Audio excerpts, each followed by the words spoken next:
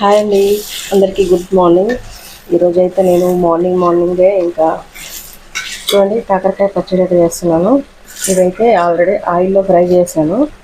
చూడండి ఆయిల్ అయితే అంటుకుంటుంది.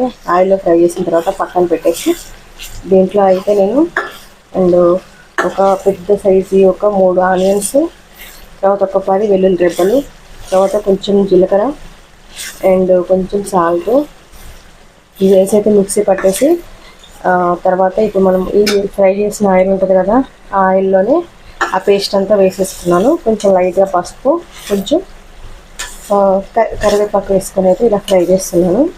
ఈ ఫ్రై చేసిన తర్వాత కొంచెం ఇలా మనకి పచ్చివాసన పోయిన తర్వాత అప్పుడు మనం ఈ కాకరకాయ ముక్కలు అనేది వేసేసి ఇంకొక 5 minutes మనం సిమ్లో పెట్టేసుకుంటే కాకరకాయ పచ్చడి అయితే రెడీ అయిపోతుందండి.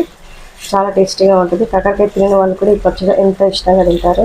ఓకేనా, గుడ్ మార్నింగ్.